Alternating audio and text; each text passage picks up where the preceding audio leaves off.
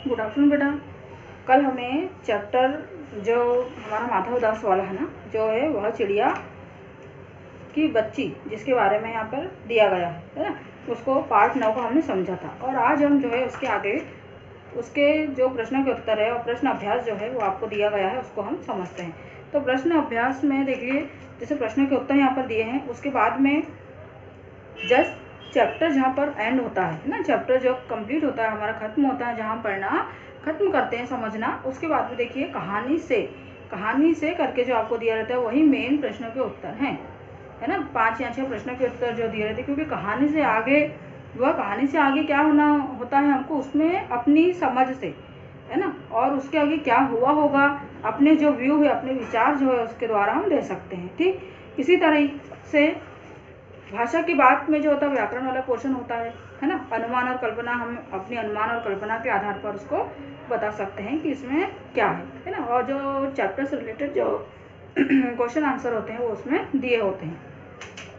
तो यहाँ पर इसी तरह प्रश्न पहला जो है हम उसको देखते हैं। देखिए, कहानी से जो आपको दिया हुआ है। प्रश्न पहला है, किन बातों से ज्ञात होता है या पता चलता है कि माधव दास का जीवन संपन्नता से भरा था, और किन बातों से ज्ञात होता है कि वो सुखी नहीं थे। मतलब यहाँ पर दोनों चीज़ पूछिए कि उनका जो जीवन था वो संपन्नता से भरा हुआ था। तो हमने चैप्टर पूरा पढ़ा है, तो हम बता सकते हैं कि किन बातों से हमको लगा कि जैसे उनकी आलीशान कोठी थी, नौकर चाकर थे, है ना, बहुत बड़ा बगीचा था, तरह तरह के फूल भी उसमें लगे हुए थे, जिस प्रकार से उसको सजाया गया था। और उसके बाद में जैसे बताया है, या यहाँ पे प्रश्न हमसे लेखक ने पूछा है कि किन बातों से यह ज्ञात होता है या पता चलता है कि वो सुखी नहीं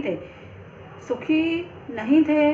इतना सब कुछ होने के बाद भी तो कहीं ना कहीं क्या थे, वो अकेले थे। उनके घर में नौकर चाकर थे, लेकिन उनका जो अपना दुख दर्द समझने वाला, है ना, जो होना चाहिए, उनका ना पुत्र, है ना पत्नी, बच्चे जिसको हम बोलते हैं, और ना ही कोई अपना सगा संबंध रिश्तेदार जिसके साथ वो रह सके, ऐसा हमको उनकी जो कोठी थी, उनका महल था, उसमें कोई भी दिखाई नहीं दिया। तो आप NCERT जो आपका फोल्डर है वो उसमें बुक में देखिए, जो प्रश्नों के जो इसमें उत्तर दिया गया है, देखिए उसने संगमरमर की बड़ी सी कोठी बनवाई थी। किसने? माधव दास की क्या थी? संगमरमर की कुटिया नहीं बोलेंगे हम, बहुत बड़ा महल था।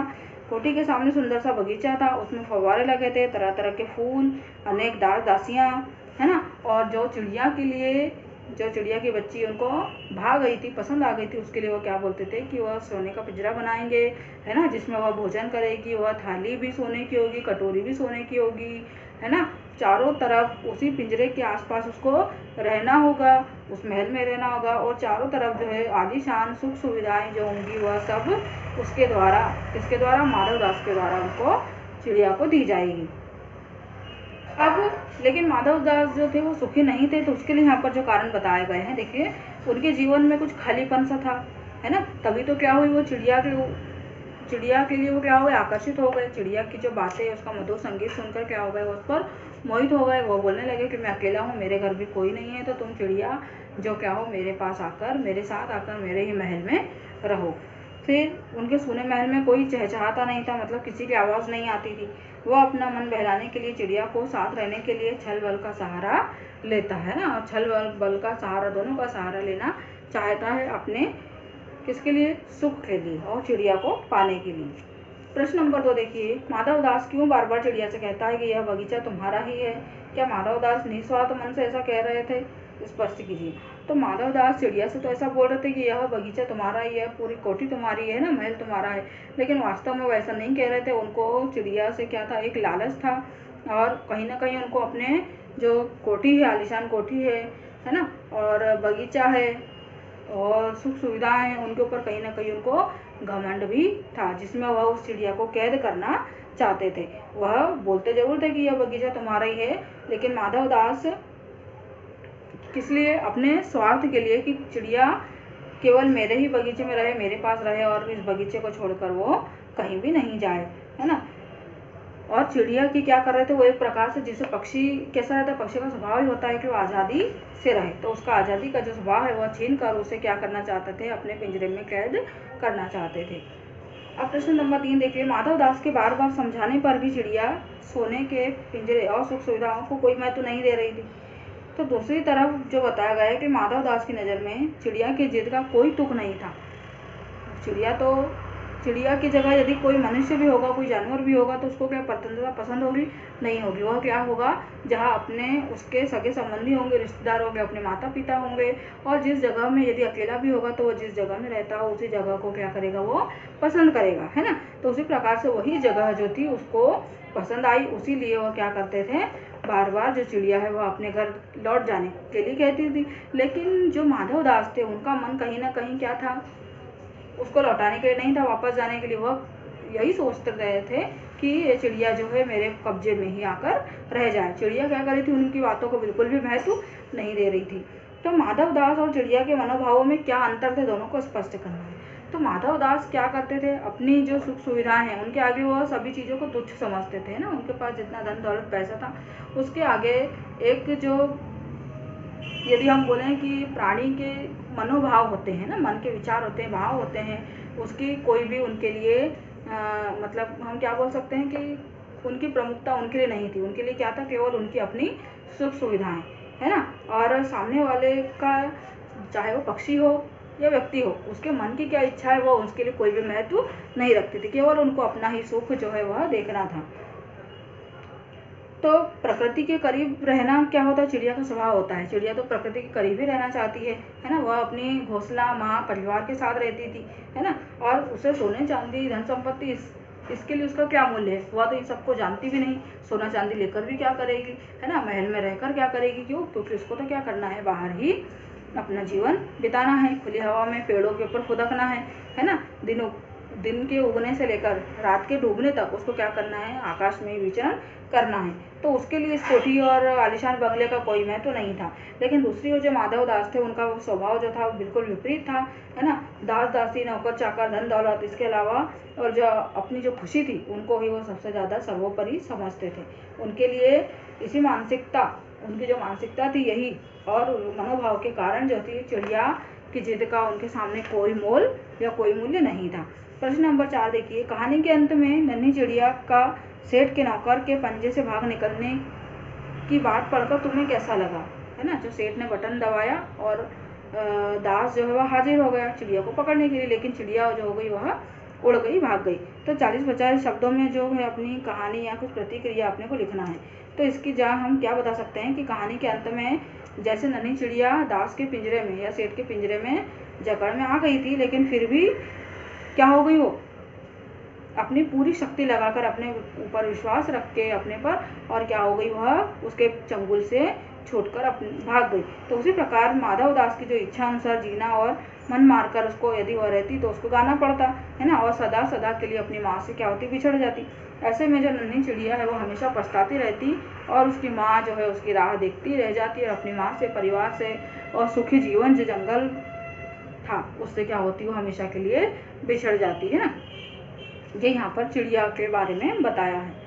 अब प्रश्न नंबर 5 देखिए, माँ मेरी बाट देखती होगी, बाट यानी राह देखती होगी। तो नन्ही चिड़िया बार बार इसी बात को कहती है, बार बार वो क्या कर रही थी, सेठ के जाने के लिए कह रही थी। तो अपने अनुभव पर आपको ये बताना है कि हमारी ज़िंदगी में माँ का क्या महत्व है। हम ऐसे ही घर पर भले ही अपने पेरेंट्स से क्या होते हों, हम टच में तो रहते हैं, लेकिन फिर भी हम क्या कर सकते हैं, कभी कभी उनका मूल्य नहीं समझ पाते हैं ना, उनका जो मूल्य होता है। और यदि 1 घंटे के लिए, 2 घंटे के लिए, 1 दिन के लिए हमारे जो पेरेंट्स है वह हमको छोड़ के कहीं अचानक दूसरे काम से उनको बाहर जाना पड़ जाता है, तब हमारी ज़िंदगी में जो है वो उनका महत्व हमको समझ में आ जाता है। तो यदि हम माँ की बात करें तो जो माँ का जो स्वभाव है वह सबसे ही अलग है। दुनिया में माँ को सबसे अलग हटकर बताया गया है और इस पर हम बहुत ज़्यादा ही विचार विमर्श नहीं कर पाएंगे, है ना, और नहीं कर सकते और ना करने की आवश्यकता है। क्यों, क्योंकि आजकल का समय है और सभी बच्चे जो है अपने आप में ही कैसे हैं, मैच्योर है। सभी को अपने माता पिता का महत्व है जो वो समझ में आता है। माँ ढाल भरकर हमेशा क्या करती है, संतान की रक्षा करती है। उसके सानिध्य में सारे सुख मिलते हैं, है ना। अपने ज़रूरतें की पूर्ति, हमारा काम जो एक सिस्टम से चला जा रहा है, तो कहीं ना कहीं हम ये सोच सकते हैं कि हमारे जो माता पिता का है उसमें बहुत बड़ा हाथ है। यदि ऐसा नहीं होता तो आज हमारा महत्व, हमारा वजूद ही कुछ नहीं रह जाता, है ना। उनके सानिध्य में ही हम इतने बड़े हुए हैं और इतने आराम से सुकून भरी जो ज़िंदगी है वो हम जी रहे हैं। यदि वो नहीं हो तो हम क्या करें, दर दर की ठोकर खाने के लिए मजबूर हो जाएंगे।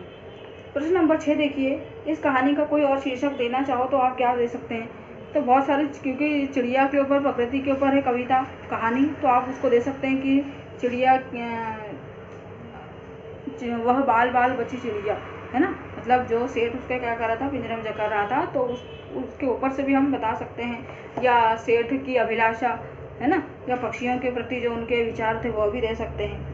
अब हम इसको देखते हैं कहानी से आगे। कहानी से आगे देखिए, इस कहानी में आपने देखा होगा कि वह चिड़िया अपने घर से दूर आकर भी अपने घोंसले तक क्या होती, वापस पहुंच जाती है। तो मधुमक्खी, चींटी, जो ग्रह, नक्षत्र तथा प्रकृति की अन्य विभिन्न चीज़ों से हमें क्या होती है, एक अनुशासनबद्धता देखने के लिए मिलती है ना। प्रकृति की बहुत सारी चीज़ें हैं, सूर्य, चंद्रमा, तारे अपने अपने समय पर, सबसे बढ़िया सूर्य का आप एग्जाम्पल दीजिए, मौसम का एग्जाम्पल लीजिए, अपने समय पर आता है, अपने समय पर चले जाता है। ऋतुएं 3 होती है, एक के बाद एक ऋतुएं कंटिन्यू चलती है। जानवरों को हम देखते हैं कि उनको जो घर से छोड़ा जाए, शाम को वहीं पर आकर वो वापस मिलते हैं, है ना। 2 टाइम जो उनका, जैसे यदि वो गाय या भैंस जो दूध देने का काम करती है, वो सुबह शाम जैसे कभी भी होता है, तो उनका प्रकृति में एक नियम बंधा हुआ है। उसी प्रकार से हम जो मनुष्य है, हम तो क्या कर सकते हैं, जानवरों से बहुत अच्छे हैं, बोल सकते हैं, चल सकते हैं, ये हमारी खूबी। और सबसे बढ़िया हमारे पास क्या है, दिमाग है। तो जो माइंड है, हमारा दिमाग है, हमको उसको पूरी तरीके से उपयोग करना चाहिए, उसको समझना चाहिए। और हमारी जो अनुशासनबद्धता है, हमको दूसरों से सीख लेनी चाहिए कि हम क्या, और क्योंकि मनुष्य ने सबसे शक्तिशाली ईश्वर, मनुष्य को बनाया है ईश्वर ने, है ना। तो इस आधार पर हम दे सकते हैं कि शक्तिशाली होने के बाद जो मस्तिष्क है वो भी हमारा बहुत ही काम का है। तो इसके लिए हम क्या कर सकते हैं, जो हमको क्या करना चाहिए, हमारा एक अनुशासनबद्ध, मतलब छोटे छोटे से कामों को, दैनिक दिनचर्या जो होती है ना, यदि हम इसको करते चलें तो एक दिन हम भी क्या कर सकते हैं, महान बन सकते हैं और जीवन में जो अपना नाम कमा सकते हैं। तो इस प्रकार से आपको ये बताया गया है कि इनके जो दिनचर्या होती है किस किस तरीके से होती है। तो आपको उदाहरण देना है, जैसे मधुमक्खी, चींटी, है ना, सूरज समय पर निकलता है, ऋतुएं समय पर आती है, जैसे मैंने आपको बताया था। कुछ पौधे, फिर फूल आना वर्षा ऋतु की समाप्ति का सूचक होता है। जैसे अपन बोलते हैं ना कि एक दोहा है, फूले का सकल मही छाई, जिमी वर्षाकृत प्रकृति बढ़ाई। मतलब क्या होता है यहाँ पर कि जब काश के फूल खिल जाते हैं तब वर्षा ऋतु का जो बुढ़ापा है वह आ जाता है, पर वर्षा ऋतु का बुढ़ापा, है ना। और जब क्या होता है, बारिश के दिनों में तेज बारिश का उस समय होता है जब कदम के फूल खिलते हैं, काश के फूल खिलते हैं, बारिश जाने वाली होती है। तो प्रकृति में बहुत सारे संकेत हमको जो है वो मिलते रहते हैं। ये काम समय समय पर चलता आता है और चलता ही आया है और हो रहा है। प्रश्न 2 देखिए, सोच कर लिखिए कि यह सारी सुविधाएं देकर यदि एक कमरे में आपको बंद रहने के लिए कहा जाए तो आप क्या स्वीकार करेंगे? तो आपको क्या प्रिय होगा, स्वाधीनता या प्रलोभन वाली पराधीनता? तो ऐसा क्यों कहा जाता है कि पराधीन व्यक्ति को सपने में भी सुख नहीं मिल पाता? क्योंकि वह पराधीन है, वह सोचेगा भी तो क्या होगा, सपने में भी कुछ कर पाएगा कि नहीं कर पाएगा। तो ये जो विचार है आप आपके व्यू दे सकते हैं इसमें, है ना। आपकी जो बुक है उसमें भी आपको 4-5 पॉइंट लिखे हुए होंगे, तो आप उनको देखिए, उनको पढ़िए, आपको जो इसका उत्तर है वो मिल जाएगा।